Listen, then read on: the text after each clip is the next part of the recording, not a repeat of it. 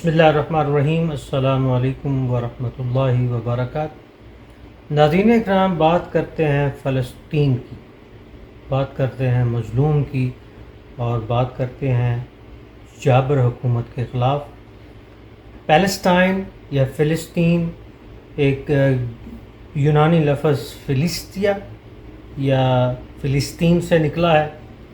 اور یہ علاقہ ہے بحیرہ روم اور دریائے اردن کے درمیان ایک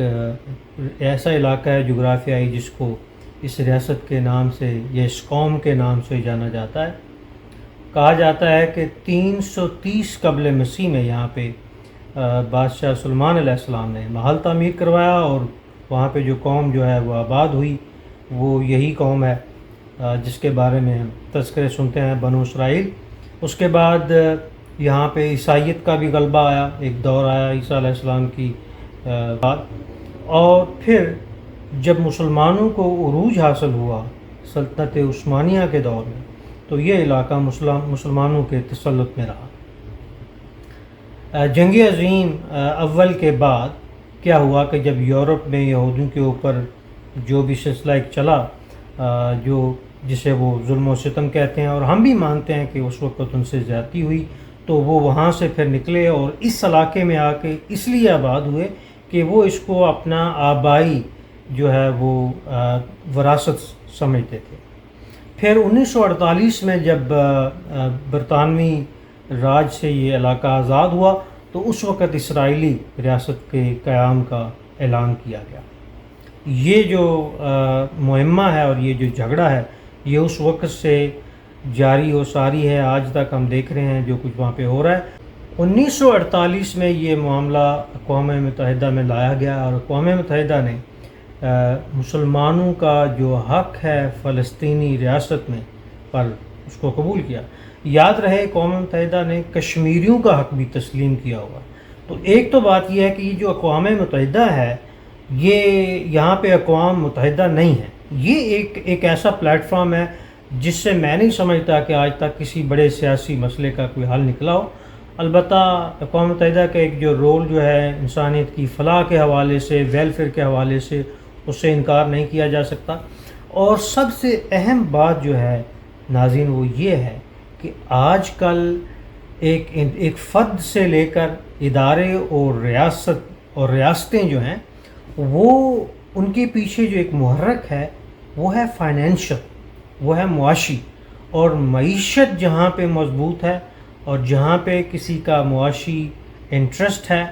اور کس قسم کا اور کیسا اور کتنی شدت سے ہے، اسی حوالے سے ریاستیں اور افراد اور دنیا کے جو معاملات ہیں وہ آگے بڑھتے ہیں۔ اور آپ جانتے ہیں کہ جو اسرائیلی یہودی ہیں اور جو اسرائیل کا بزنس ہے، ان کا ایک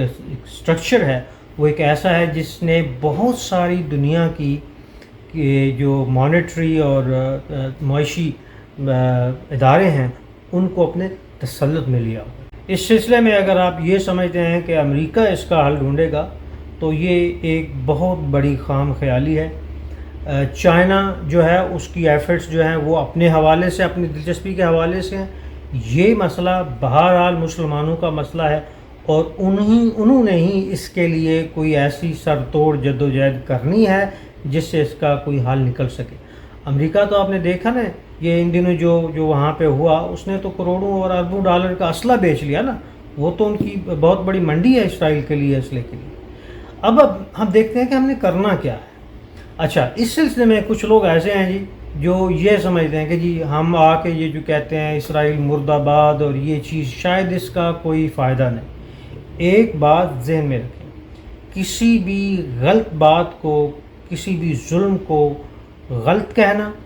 اور اس کو دل کے اندر غلط سمجھنا اور پھر اس کے لیے کوشش کرنا، پہلی بات تو یہ ایک ایمان کا حصہ ہے، ہمارے ایمان کا حصہ ہے، اور یہ ضروری ہے۔ اگر نہیں کریں گے تو آپ کیا کریں گے؟ دوسری بات یہ ہے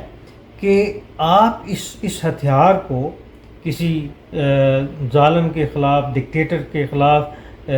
بولنا اور اس کو سوشل میڈیا میں اس کے خلاف باتیں کرنا یا اس کے خلاف کھڑے ہونا، آپ اس کو معمولی چیز نہ سمجھیں۔ یہ ایک ایسا پریشر بلٹ اپ کرتا ہے جو شاید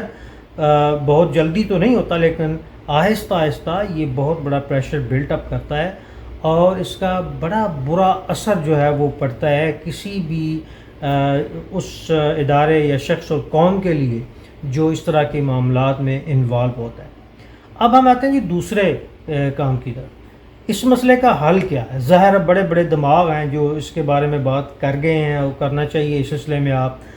بہت بڑے آپ نے علماء کی باتیں سنی ہوں گی، وہ ساری ٹھیک ہیں،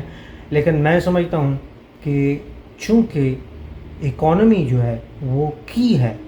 جب تک ہم اس بات کو نہیں سمجھیں گے اور اپنی تمام تر اسٹریٹجیز کو اس پس منظر میں اور اس حوالے سے نہیں آرگنائز کریں گے تو ہم شاید کامیاب نہیں ہوں گے۔ پاکستان نے جو ان دنوں سٹینس لیا ہے فلسطین کے اوپر، یہ پہلے سے بہت بہتر ہے، اس کو مزید بہتر ہونا چاہیے۔ دیکھیں، جب فرانس کے حوالے سے ہمارے ملک میں شروع ہوا تھا سلسلہ احتجاج کا، تو میں نے بہت تفصیل کے ساتھ آپ کو بتایا تھا، اور وہ میری ویڈیو جو ہے آج بھی موجود ہے، کہ کتنی زیادہ ہم فرانسیسی مصنوعات جو ہیں وہ خرید رہے ہیں، اور کتنا بھلا کر رہے ہیں اس قوم کا جس کو ہم دل میں اچھا نہیں سمجھتے، کیونکہ وہاں ہمارے نبی کریم صلی اللہ علیہ وسلم کے خاکے بنائے گئے۔ آج ہم نے کیا کیا؟ اپنے ملک میں توڑ پھوڑ کر کے، اپنے لوگوں کی گردنیں کاٹ کے، مروا کے، خون بہا کر، اور اپنی ہی املاک کو نقصان پہنچا کر آج بھی ہم فرانسیسی مصنوعات استعمال کر رہے ہیں۔ معاشی حوالے سے پہلا کام جو ہم نے کرنا ہے وہ یہ ہے کہ ہم نے فنڈنگ میں حصہ لینا ہے۔ جہاں کہیں بھی فلسطینیوں اور ان کی فلاح کے حوالے سے مناسب ایسی فنڈنگ ہو رہی ہے جس کا ہمیں یقین ہے، اور بہت سارے ایسے ادارے ہیں کہ یہ ان تک پہنچے گی۔ دنیا میں 1.80 ارب مسلمان ہیں، 1 روپیہ، اور میں کہتا ہوں کہ اگر آج کے زمانے میں چونی موجود ہے تو وہ بھی میٹر کرتی ہے۔ ہم نے اس میں حصہ لینا ہے، ہم نے ان تمام تر فنڈنگ میں حصہ لینا ہے بحیثیت مسلمان جس کا